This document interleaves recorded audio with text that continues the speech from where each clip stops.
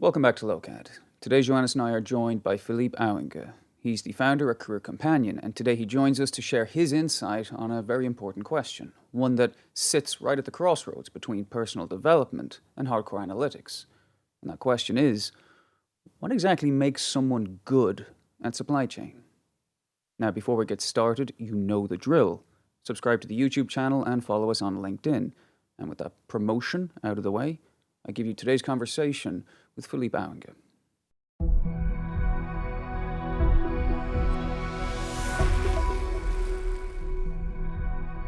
Well, Philip, thank you very much for joining us. Big pleasure. Thanks for having me.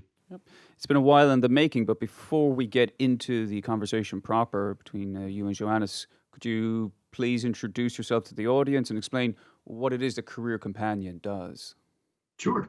So my name is Philipp Auinger. I worked in supply chain for something like 8 years, out of which 4 years also as a team leader for a regional team.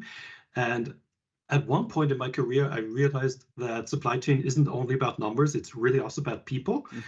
And then I discovered that many people in supply chain are great with numbers, but not that great with people. And that's where I definitely saw for myself, hey, maybe this is a sweet spot for me. Maybe this is something that I can dive into. That's back in 2019 when I founded my own company, Career Companion, which focuses on communication skills for people who are specifically working in supply chain. And I love working mostly with young people because they still have all of their careers ahead of them. And it's kind of me thinking, bad boy, I wish I had known this when I started out. And that whole motivation is always in the back of my head when I work for the supply chain community, especially on LinkedIn also. Well, actually, that's how I became aware of you in the first place. Actually, I saw some of your posts. In fact, actually, just yesterday, I was responding to some of the things you posted on LinkedIn, completely unrelated to setting rapport for today, I assure you. But you mentioned that you like to work with a lot of young professionals. So what is it that you think young professionals require in terms of mindset, in terms of soft skills, that you think are not being provided adequately? I really think you need to distinguish between, are these young people who are learning theory at a university, or are they at some kind of an academy or University of Applied Science where they learn the real life supply chain? Because there's a world between it. Just recently, I was working with one company and they asked me to review their materials, and it's pure theory. I said, yes, it could be that, I don't know, if you want to calculate safety stock, this is the correct formula. But if you have a sales rep yelling at you that you have to have everything on stock, you won't convince them by quoting the formula. And I think that's the key point really for young people also to understand that there's theory and there's practice, and the best way you can start off into your career is understanding that both are important and kind of drawing the connections between the two, because many people who work in supply chain don't have the theoretical knowledge but kind of learned it on the job. But if you, especially as young students, if you learn the theory and then during your studies, you already work with companies, you already have real life data, real life case studies, that's where you can make that connection. And that's where young people definitely have a starting advantage. Well, thank you, Philip. And Joannes, you've been waiting. Again, I know that in the past, you've described some skills as being sort of fluffy. You want to be more focused on the hard skills. So I'm just curious, when you hear what Philip has to say, what are your thoughts? Yes, both hard skills and soft skills are, I believe, critical. But I would say what passes as theory in most universities for supply chain is fairly outdated and fairly useless.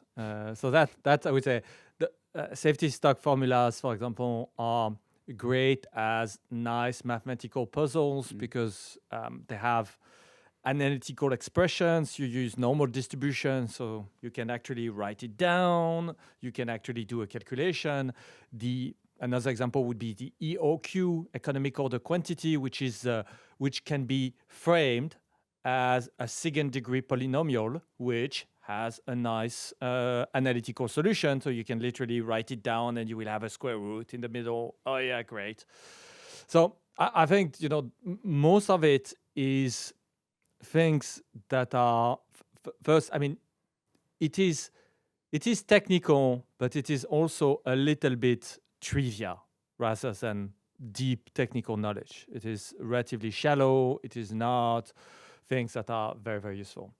And then on the other hand, when it comes to soft skills, I would say it's mostly absent. And for me, for example, what I see as one of the area that is most lacking is proper writing skills. The supply chains are complex. They are complex beasts. And for example, just framing what are the trade-offs that we are trying to address, because is critically important. If you don't have that, then yes, people will be complaining. I mean, the CFO would say, "Oh, that's way too much working capital." Sales would say, "Oh, it's way too many stock out," and then other people, etc., etc. So, but the reality is that you only have trade-off, and before stepping into the technicalities of the trade-off, you should be, as a supply chain practitioner, you should be able to convey that in a meaningful way, ideally in writing. I mean, it's best if you can then support those writing with probably with meetings, as many meetings it takes. And here, when we are touching this sort of soft skills, which is highly structured, very high quality communication, this is completely absent. That would be my take of the sort of most glaring gap in the education of young professionals for supply chain jobs. An example of exactly what you said of how you write it. This was stupid young Philip who did this. So I used to collect forecasts for very important products from sales. So obviously, if you're in demand plan, you don't want to overdo this, because if you ask too much, you won't get any answers anymore. So what I did was I used to send out monthly emails to ask for forecasts. And then I thought it would motivate them to say, hey, if you had been more precise with this one estimation, we would have been at 80% forecast accuracy. So what does a sales rep care about my forecast accuracy? So of course it was important for me, but now looking back, that was a stupid way of phrasing it. If I say, hey, thanks for your inputs, because based on this, we were able to purchase the raw materials and we were able to deliver on time, and it was better now than it was before when you didn't give us any forecasts, that's the way to sell it to sales. And if you always have in the back of your head, what does this mean for other departments? What does it mean for that one person that I'm trying to convince? That's where you have that magic wand where you can get a project off the ground, which normally would just be, yeah, it's a nice to have, but who cares if you do it or not? But if they see the value in it and they trust you with it, then you can really make a difference, because suddenly you have people working with you and not against you. Because it occurs to me that quite literally everyone involved in this conversation is a professor of something. So we're all in third level education. So yeah. As peers, may I ask the following question? We've talked, we've set up the topic of education and skills and what students are learning. And I don't want to focus purely on, okay, what are they lacking? Let's be charitable at first. You talked about young people entering education. So whether they're at trade schools, whether they're at universities, what are the things in terms of the theory that they are getting right? So what's the valid theory that they are getting? And then what is some theory that maybe they're missing? Go back one step, because now we're speaking about people get university education or whatever, higher education to work in supply chain. Many people don't. So I did this research once. I asked around in my LinkedIn network, I'd asked, okay, how many of you actually studied supply chain? And it was less than half. It was something like 55% actually come from a different field. At the most extreme I ever encountered was marine biology, that they worked in supply chain. They were excellent supply planners. So maybe to put that comment first, so you don't have to study supply chain to be able to work in supply chain. If you do study in supply chain, or if you do study that, and if you do want to work in the field, then what I see very much in the students I'm working with is very strong analytical skills. It's like that kind of Sherlock Holmes kind of approach to things. You find a problem and you want to dig down, you want to find a solution, and maybe it's asking 5 times the question why to really get to a root cause. But it's that skill that I see with young people, and it's that skill that ideally you keep your entire career, because that's what enables you to not make the same mistakes again. And I think that's a very critical way of thinking that's valuable for students from day one if they want to work in supply chain. So I mean, clearly, yes. I'm even surprised that in your survey you had 45 percent of people who have formal, supply chain background. My experience would have been, if I had to guess, that was just a perception. If I had to guess a number, I did not do any survey. I would have just say 1/3, but so even lower than that. And for me, it is a testament that most of what passes for supply chain theory is broken, deeply broken. The reason is that if you look at, for example, people with and without formal training in, let's say, mechanical engineering, we are not even in the same realm. I mean, the sort of capabilities that you have, capacity to execute work, do things, are just orders of magnitude better if you are, trained. Same thing for surgery. At no point you would say, oh, you know what? Half of our surgeons have zero training in surgery, but we're doing just fine. I mean, if it was that would mean that what passes as training is just nothing. It's just nothing. And here, what you're describing, and I very much agree with that.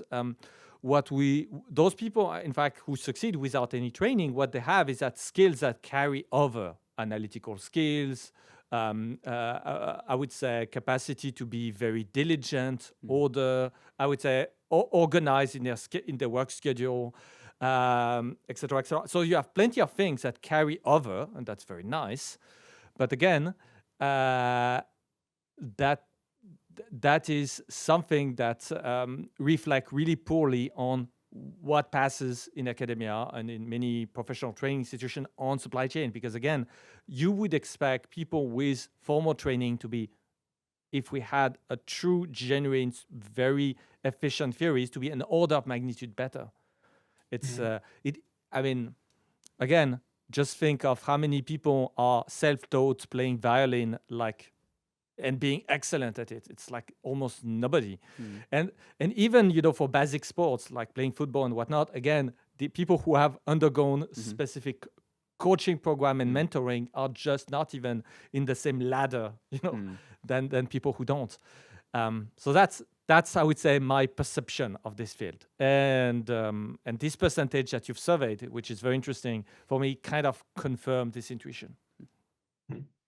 Philip, if I can just come back on that. So when you said that, I think you said 55%, so 1 out of 2 approximately of your audience had formal supply chain training, or did you mean that they had studied that at university, or they had taken courses, trade training? So for example, Apex, Six Sigma, things like that, like certifications, like trade school. Yeah. Or was that formal university? It's a while ago. I think I had worded it by saying, do you have formal education, for example, university degree? I think that's how I put it, because obviously having a diploma from a university and really working on this for 2 years, 3 years, 5 years, that's something else than obtaining a certificate, for example. Then leads to the next question, because again, it's entirely possible that someone might say, well, does one really need, actually it's self-evidently the case that one might not necessarily need to have formal tertiary level education to excel in supply chain. One could take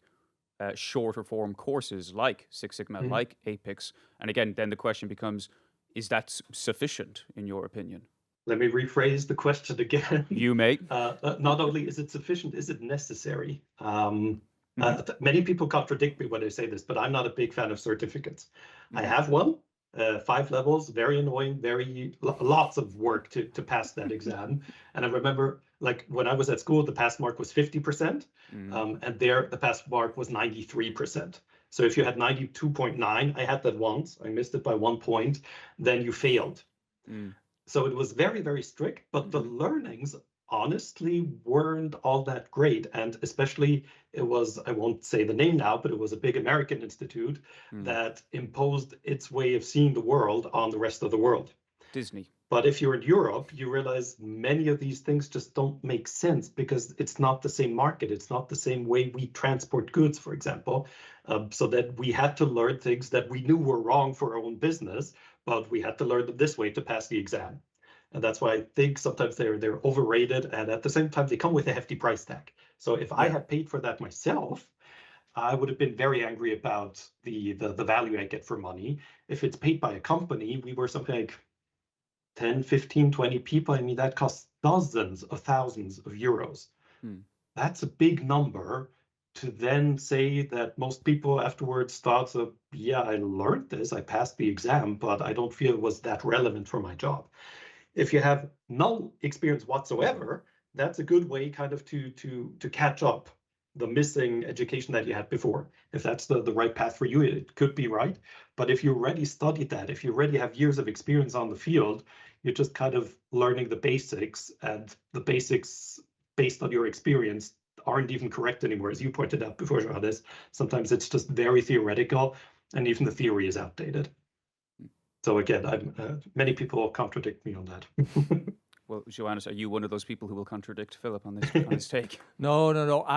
I've been teaching at university for 7 years, and I came to the realization that having to grade students is a massive constraint on what you can teach and how you teach it. So I had immense privilege, so I could do pretty much whatever I wanted.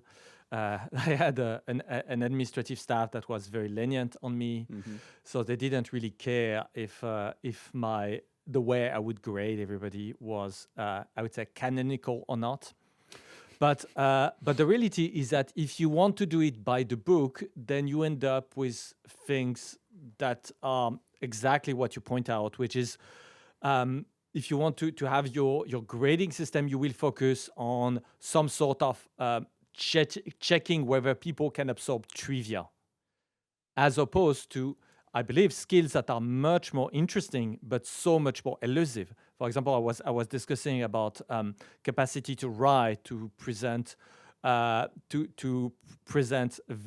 very complex, muddy trade-off into something that creates clarity for non-specialist parties. This is difficult. How do you assess such a skill? It's going. You as a professor, you can actually ask your student to produce an essay or something, but it takes so much time to review and grade that. We are not even in the same category. It's the sort of things where it takes 1 hour for the student to produce his essay, and it takes 1 hour for you, the professor, to grade the essay. It is brutal. Do you really think they're still writing it themselves these days? That's what I was about to ask. I would say, yeah, yes, obviously, that's the interesting thing.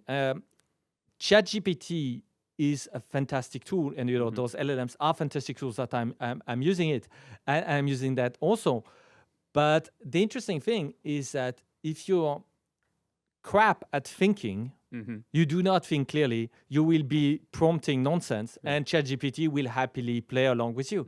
And yes, you will get a text that is superficially very consistent, well written, and whatnot, because thank you, ChatGPT. But it might be completely off your target, what you're trying. So again, for me, the interesting thing is that the availability of LLMs, they put even more pressure on those skills, in a sense. Because then you need to be able to very swiftly assess whether your LLM has produced something that was aligned with your intent. And because you can skip the part that was very tedious and slow, which was just writing it down painfully word by word. This thing is like mechanized by ChatGPT. Now what remains is the thinking. And I would say bad news for many students. Thinking might not be the parts where they truly excel. That's so again, it's kind of a brutal and humbling experience to use those tools because you are confronted to your own limitations. Suddenly you realize that, the limit is not your capacity to write, because the LLM is taking care of that. It's your capacity to think. Yeah, and may I add here? Of course. I think that many people then have the bias to think that if they just scan through what ChatGPT read, they understand it and they grasp it and it's deeply rooted in their mind. That's not how our brains work. So if you just let ChatGPT do this and I ask you 1 month later, what did ChatGPT write for you? Completely gone. If you wrote that on a computer, you might remember parts of it. If you wrote that with your own hand, you'll probably remember most of it. And that's a given, and that won't change just because we have more technology around. And that's why for me, I'm doing a leadership course now for my old alma mater, the university where I studied. And of course, there is also a written part, which is basically 3 reflection questions. But I say, if you want to write this in ChatGPT, be my guest. I won't be a policeman to check if you did it or not. But we will have a call afterwards in a group, which will be the final exam. And I will notice very quickly if you really thought into this, or if you just let an LLM do this.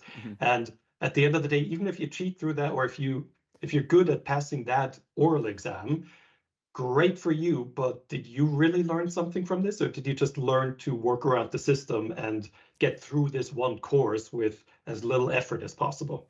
And I keep telling them, the more you really think about this and the more I can inspire them to use their own brain cells to come up with solutions, or even come up with questions where they say, I can't solve this. Hey, professor, how do you see this? Then they learned a lot more than having ChatGPT write, 5 pages about a subject. That's just not the way you learn. My take is that, those tools are fantastic. I'm using them all day long. Sure. And I think that's where I'm not teaching right now at university like I used to a full master course. But the way I think it asks for deep questions about how do you want to even modify the teaching, taking that into account. And for example, I've been reading a programming book very recently that was very nice. I think the title is like Python for thinking like a computer scientist. It's a very short book. And what I found very interesting is that the author literally was saying, if you have any further questions as a footnote on this thing, just take your favorite virtual assistant and probe the assistant on those keywords. And that, you see, but the interesting thing was it was a way to keep the discussion very short while giving hooks on how you can expand. And it was carefully executed. It was well done. And so you see, the way I'm thinking of it is that, and the way I'm using those LLM tools is that when I tackle a subject and that I'm writing it down, I will constantly probe the tools on stuff that I don't really know. Things that are at the limit of my understanding, limit of my knowledge. Okay, tell me more about that. And if I'm suspicious that the tool is just giving me bogus information, I can, double check. But really, usually the problem is just sheer ignorance of mine on fields I know nothing about. So it's not, I'm not pushing the limit of the tool onto very fancy, tricky reasoning. It's just that my specialty is supply chain software. And if you ask me, I would say very specific questions about, let's say, shipbuilding, the various stages and whatnot. I'm not a complete expert on that, so very ignorant. And an LLM can really very quickly help you to fill those gaps. Well, Philip, if I can just jump in, because, and I don't want to weigh the conversation down in pedagogy too much, but you were drawing a distinction earlier between like formative and summative education. And again, I would agree with you that summative assessment, the idea of just write an essay, most people are just going to have ChatGPT do that. The more formative aspect of assessment, like here are a series of small assessments I want you to do, group work, problem solving in real time around me. That's how I execute my course, also a master's course. So I'm just curious, when you're teaching, how do you gauge that people are learning the skills that you think they need to possess? Obviously, I can't look in everybody's minds. I can't even look into one person's mind. If you have a group, I'm lucky. It's a group of maybe it's 18 people, 20 people. So it's a fairly small group. So it's fairly easy to have a look in the audience and see, is there like skeptical eyebrows or are they all, ooh, okay, big difference. You can read very much from eyebrows, just by the way. But what I did at one point was I thought we were talking about lateral leadership. So if nobody reports to you, but for this one project, you're the project leader. That's very tricky. So what can I do now to teach them how tricky it is? I can create a beautiful PowerPoint and write 5 points and say, you need to watch out if you ever are a lateral leader. Or ask them, hey, work out what you think are the critical paths if you're a lateral leader for this project. No, what I did instead was an experiment. And of course, you have to moderate, you have to facilitate when you walk in saying, this is an experiment. You will hate me now, but let's try this. So I basically gave them very rudimentary, very bad instructions of what to do and gave them half an hour, and then I shut up. I did not say a word, and they were getting frustrated. They didn't know what to do. And then in between, I also gave them some cues to make it even worse. And this is stuff like one of your team members now goes to the next group, and when they arrive there, they're opposing whatever has been done so far. Or one of your team members now suddenly goes quiet or says, this is nonsense, I don't get it, why are we doing this? And then in the last few minutes, I walked around and kind of criticized everything. That's what you're writing on? Seriously? Like really putting bad energy into that. And then after half an hour, I ended that experiment. And then I collected, okay, what did you learn and what did you notice in this? And all of the points they brought up here would have been on my PowerPoint. But they came up with them, and not just because they asked ChatGPT or because they discussed it in theory, but they experienced it. They noticed how important it is to have clear leadership, a clear goal, structured goal, that you don't have people jumping back and forth, that everybody's involved and so on. So they learned this. And I told them, I mean, this is a prophecy, I can't prove it yet, but I told them the first time you're in position, in this position of having lateral leadership in a project, you will think back to exactly this moment. So I hope that I made an impact here to let people grasp something by experiencing it, and not just by reading it or writing it or talking about it, but by experiencing it. And that's where, if you look at how you learn and how you teach, that's obviously state of the art. If you can let people experience it, they're definitely going to have more learnings than with any other method.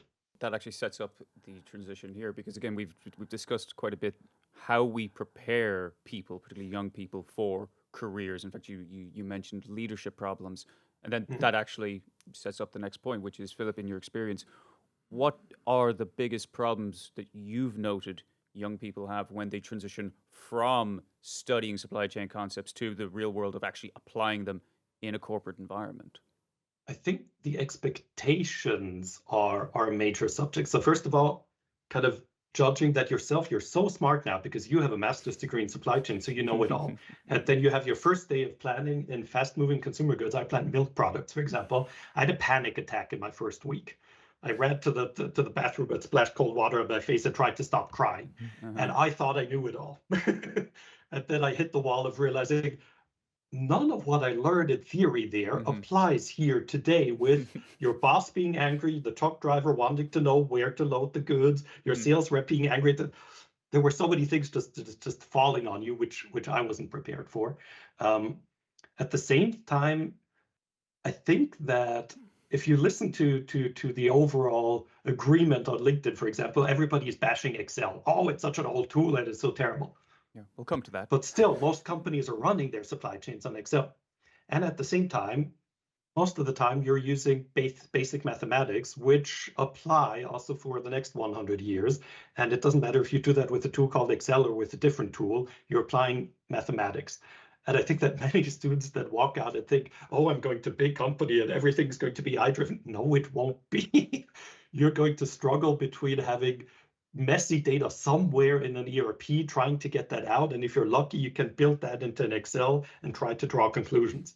So I think being able to do that and to realize, okay, this is how we're doing it now. Is there a way to get smarter? Is there a way to automate this? Is there a way that AI can do this report for me instead of me spending 8 hours creating this every week? That's where students can make a difference, because they're digital natives by now. If you finish your studies now in 2025, it means you were probably born after 2000. So you're the kind of future for supply chains that can bring in the best of both worlds to say, okay, understand how the math works. I learned that. But at the same time, there's tools that are so much smarter than a human brain is. And I think that's where students can really make a difference.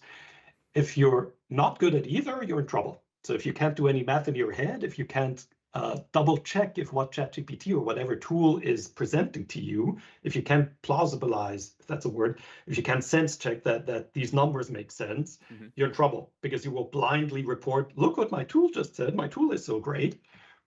One more little anecdote, if you allow. We had an intern once, and she was so proud because she did a big fancy analysis. And at the time, she came to the conclusion or had the calculation saying that the warehouse cost for a small country, Slovakia, was at 17 billion euros at a time when global sales of the company were at 18 billion euros. Are you absolutely sure that your numbers are correct? Yeah, the analysis said it. So are you absolutely sure we're wasting 90% of our profitability or 90% of our sales on one warehouse in one country? Are you absolutely sure? Oh, maybe I forgot a zero somewhere. No, you've probably forgot about 27 zeros. I mean, I did have that actual conversation, but just at the back of my head, I was thinking, so you need to be better at sense checking numbers.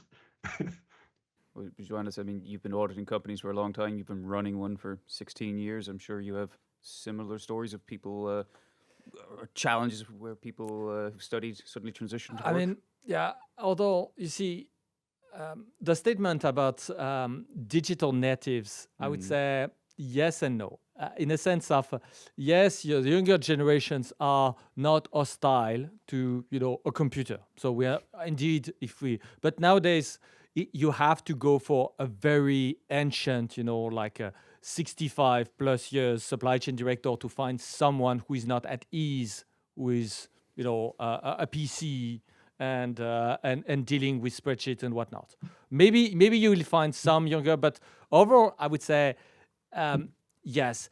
But I find a lot of digital ignorance, nevertheless, even among very young generation. And when I say digital ignorance, if you go outside, let's say FMCG, because FMCG is like the easiest in terms of data management. The number of products is very limited.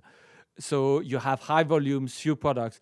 If you go into really challenging supply chains, let's say aviations, you're going to have millions of parts around. So, and most parts, and you have parts that goes from screws to aircraft engines. So the diversity is like crazy. Some stuff will be liquid, some stuff will be cables. I mean, the diversity of stuff can be absolutely mind-blowing. Same thing, for example, for oil and gas. If you want to have the list of stuff that you need to keep an oil rig running, it is just mind-blowingly complicated. Okay, and now you realize that the data is not in one ERP. It's like 10 ERPs. Because 3 of them are ancient, were never phased out, and then there was merger and acquisitions. And so you have an applicative landscape that is, I would say, a consolidation of plenty of old, ancient enterprise software products that can be dating from the 90s, sometimes earlier. And they're still around, and they still work. And as you see, and where I say, yes, people are digital natives, but are they capable of navigating a complicated applicative landscape?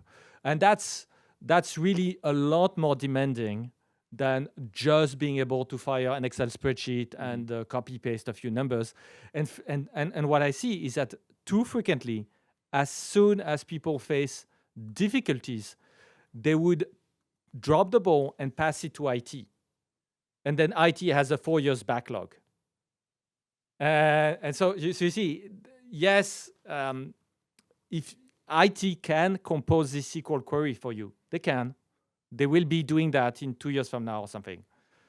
So that's the sort of things where if you're truly, I would say what I would qualify as truly digital native is there is a hodgepodge, mess of applicative landscape where you just you just manage over day after days to gain knowledge about that, get familiarity, and be able to query those different systems and find help where you can, and not use IT as a crutch, as a replacement for the skill that you should have, but as potentially a mentor to give you some help when you're really facing with something where you're stuck and you just don't know how to move forward.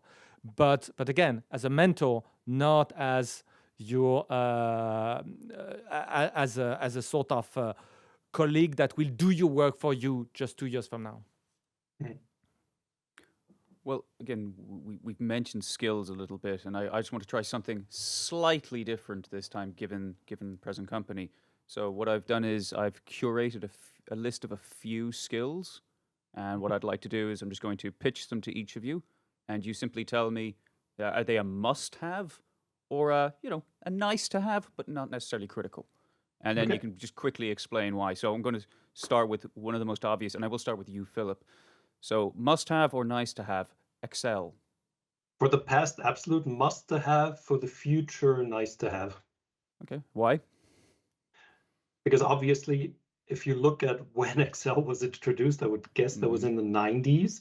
Ever since then, it's been basically the only tool if you went to a company that was around. But nowadays, I mean, just look at the changes we had in the last few years, and even look at something that many people consider very new, like ChatGPT. Look at the progress that's been making in the last months. So I believe that in the next few years, functions that Excel can do will be done by other tools with clicking one button and making a good prompt. Still, it's good to, as I mentioned before, it's good to be able to understand if that tool is now producing something correct. So basic math and basic logic and plausibility checks still make sense, but you won't need Excel for that in the future. But these things may take a while, so I'm not saying how far in the future. Well, Joannes, no cursing, please, but Excel must have or nice to have. So, yeah, spreadsheets have been around forever. In fact, they were introduced in the late 70s, and then Microsoft Excel itself was in the mid 80s. But yeah, it's ancient. Yeah, I would say must have, mostly because, frankly, if you spend 10 days on Excel, you will already be very good. I mean, if you work diligently, we're not talking of investing 2 years of your life. You know, 10 days. If you do the effort, you will be already like solidly good at Excel. All right, thank you. Next, honestly, you only need something like 30 functions to run a supply chain. That's all you need. Yeah. Well, next one, Philip. Again, must have or nice to have, Python. Nice to have. I would say that was a big trend when I left the corporate world. So that's 7 years ago almost. Back then, that was the new thing, Python R. But then suddenly ChatGPT and Co came around, and I believe that they just have so much better functionalities and so much better options of doing so many things that Python R and Co kind of were in between future hopes, but aren't that relevant in the future anymore. So I would say nice to have. Joannes, same question. Python, must have, nice to have. I would say must have, but with a caveat that it doesn't matter which programming language it is. So just coding. What matters is to master one programming language.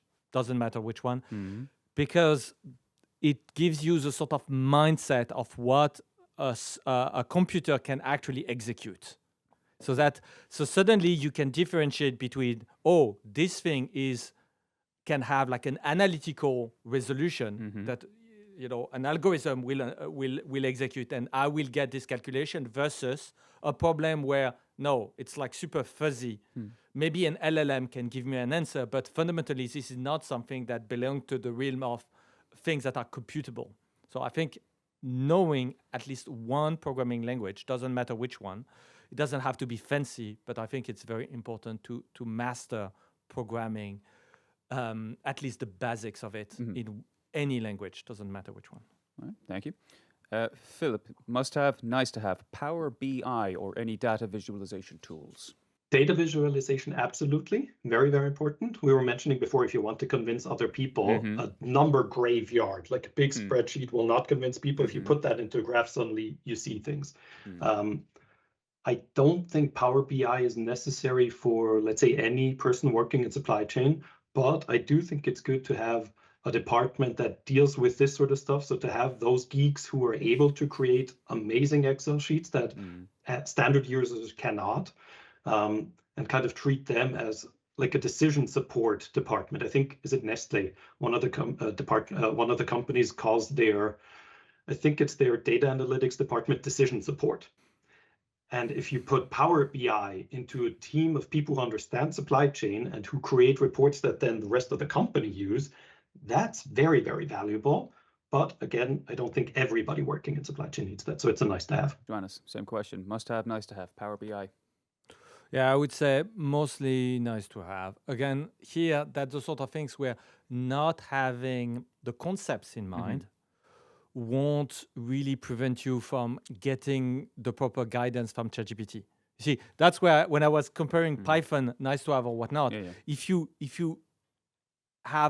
can't even think the way programming is working, how computer instructions unfold one at a time with branches, loops, and whatnot.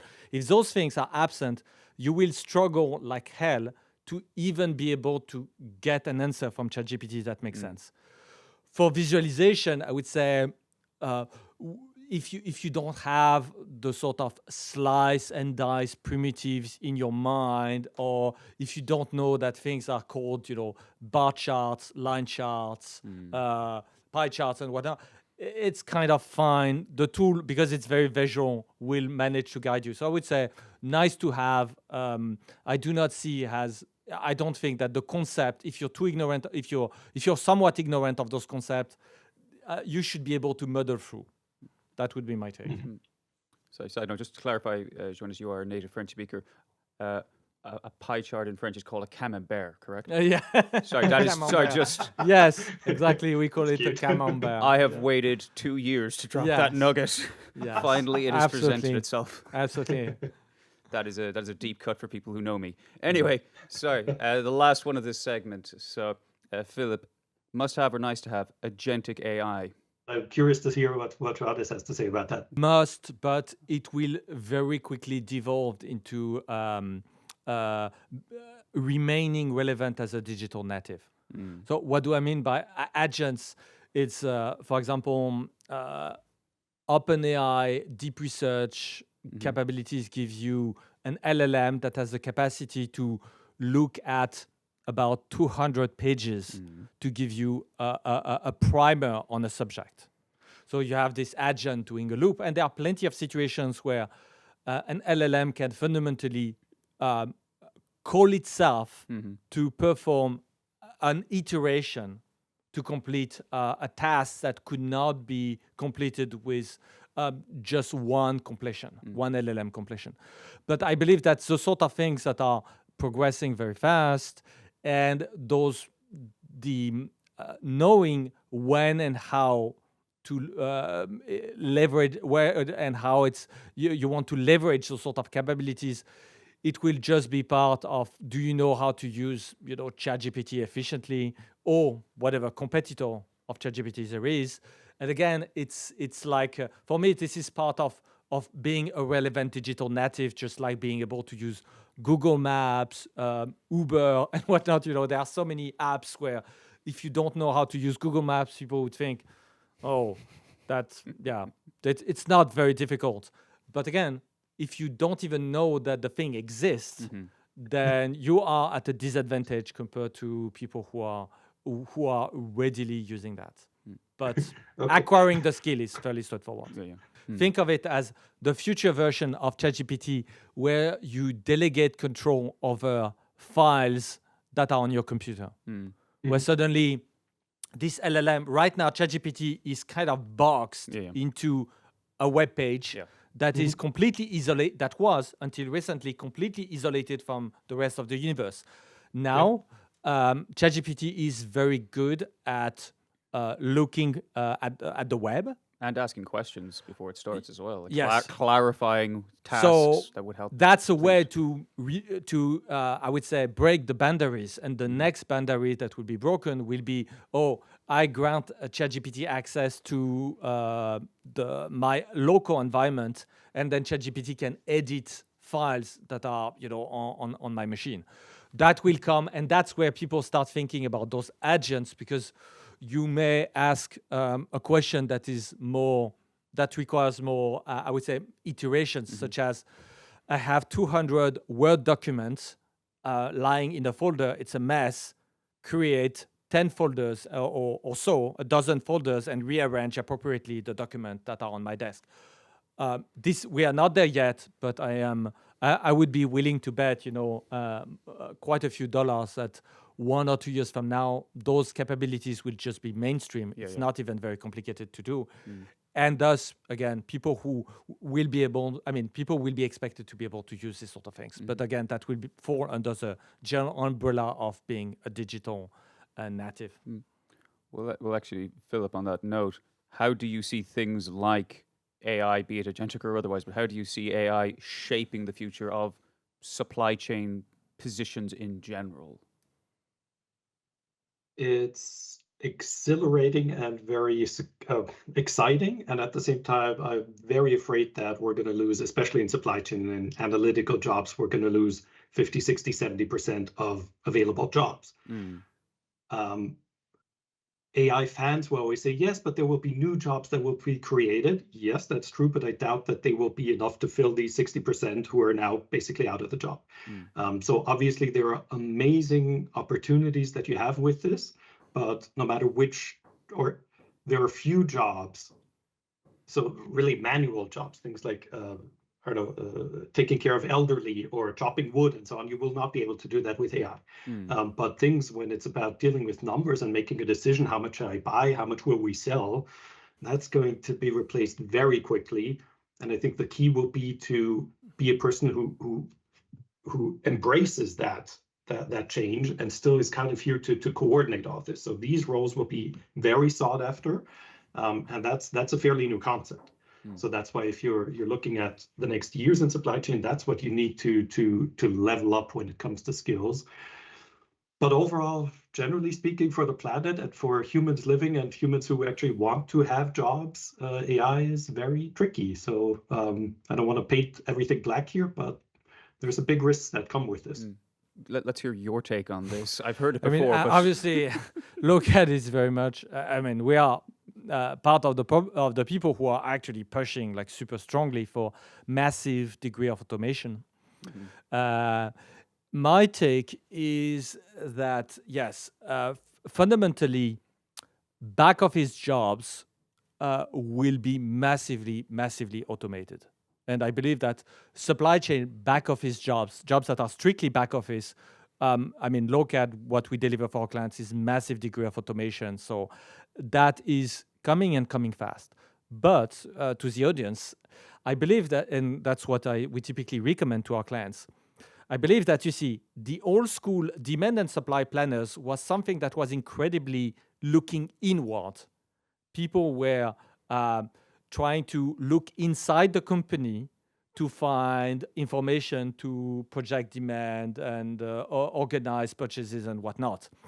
And what we're saying is that if you mechanize that, all this work that is inside the company is just mechanized. But it paved the way for doing more. And this more is connecting with the clients and connecting with the suppliers. You see, so you see, if all the tedious clerical work, which is consolidate the information, have the proper numerical recipe in place so that you can do the forecast, replenishment, schedule, all of that is automated, then it means that this is taken care of, but that means that suddenly you can start a game that is the next level, which is better cooperation with the clients and better cooperation with the supplier. And here we are not anymore a back office job, because if you have to interface with the rest of the world, you become, front office, and that becomes, I would say, much more trickier to delegate to an AI, because fundamentally, this is what you're seeking is just not pure analytical capabilities. What you're seeking is establish a dialogue, get commitments from your clients, get commitments from your suppliers, etc. And so my specific take on that is, yes, mechanization is coming. Lokad is part of this wave. But for young practitioners, there is a way, and the way is to make sure that they connect with either suppliers or transporters or clients. Any would work as long as you have this attachment to something that is not strictly analytical and inside the company, you're safe. Because then your value will not disappear just because some people like Lokad just mechanize those numerical recipes. If only there were a company where supply chainers could gain social skills and interpersonal skills. if only they were. So, Philip, thank you very much. I only have one last question, and I'll go in reverse order. Joannes, in the world of increasing automation, and bearing in mind everything that we've just discussed, what remains the one skill or mindset that for a supply chain practitioner will not go out of fashion? For now, I believe that high level thinking is still very much outside what LLM delivers. So if you can really have crystal clear thinking about very complicated situations, we are not even close with LLM to be able to mimic that. LLMs are super good when it comes to linguistic patterns. With numerical recipes like Lokad, we are very good into things that are risk estimation, quantifying risk and whatnot. But in both cases, you need to have a very clear line of thinking about what needs to be done, why, the architecture of the execution, these sort of things.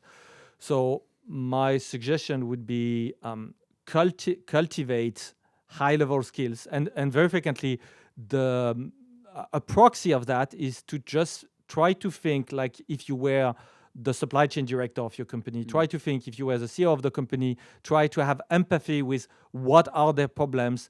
How can I...